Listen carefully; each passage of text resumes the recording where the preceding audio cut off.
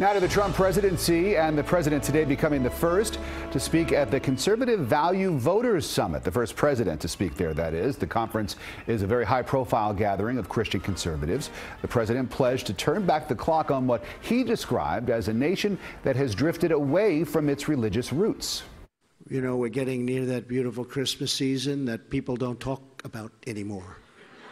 They don't use the word Christmas because it's not politically correct. You go to department stores and they'll say Happy New Year, and they'll say other things, and it'll be red. They'll have it painted, but they don't say, well, guess what? We're saying Merry Christmas again. As part of his speech, the president noted the use of the word creator in the Declaration of Independence, saying that religious liberty is enshrined in the country's founding documents. Joining us now, John Dickerson, moderator of Face the Nation. Good to see you as always, John. And here in South Florida, we say Merry Christmas. We say Feliz Navidad. I understand the president was talking to a religious conservative group today, but aren't there other subjects that religious conservatives care about, like immigration or health care reform? Sure. For that specific group that he's talking to, actually, there are even issues that are more important than that, particularly the judges and who gets appointed to the bench, both the Supreme Court and the lower courts, to determine a lot of these hot-button social issues.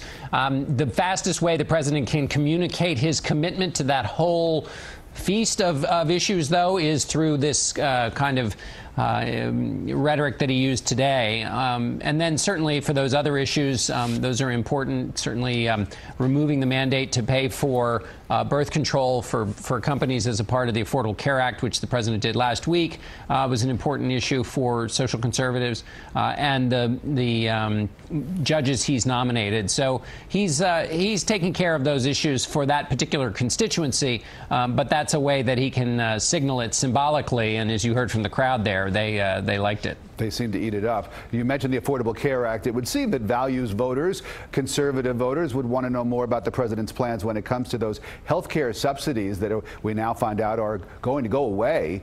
What happened to the great health care that the president was promising for everyone that wasn't going to cost the country anything? Well, it's true. The healthcare situation is far short of what the president promised, which was coverage for more people that would be cheaper and give everyone more choice.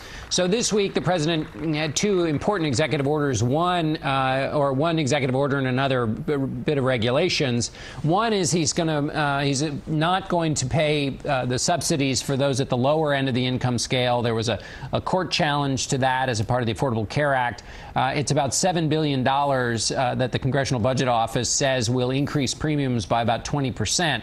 So that is a big hole that is now in the Affordable Care Act. It'll take a while for it to affect people because insurance rates have already been set for the year, but that's a blow that a lot of people think will lead to the ultimate death of the Affordable Care Act.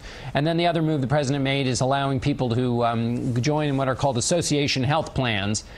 Those plans would not have a lot of the restrictions and mandates that the Affordable Care Act has, which means they'll be lower cost. They'll cover healthier patients, but that means that premiums are likely to go up for those who are sicker because of the way the risk is apportioned in the coverage of health care. So this is dismantling the Affordable Care Act. So there's the repeal part, but the replace is still yet to be figured out. But this is now officially Trump care, is it not? We stopped calling the Affordable Care Act Obamacare because of these changes that the president has put in place, and we just have a couple seconds. Well, there's the changes he's put in place, and then the promises of changes he'll continue to make, which causes the insurance companies to move away from the Affordable Care Act. So this is now, he's the president of the United States. These are his moves. So he gets the benefit or he gets the downside. Thank you, John. Always great to talk to you, John Dickerson. And you can watch John on Face the Nation Sunday morning. Secretary of State Rex Tillerson, Senator Lindsey Graham, and the Israeli Prime Minister Benjamin Netanyahu will all be on John's show. That's Sunday at 10:30 a.m. only right here on CBS 4. And don't wait until 10:30 to join us Sunday morning. You can watch Facing South Florida with Jim DeFede, which starts at 8:30 only right here on CBS 4.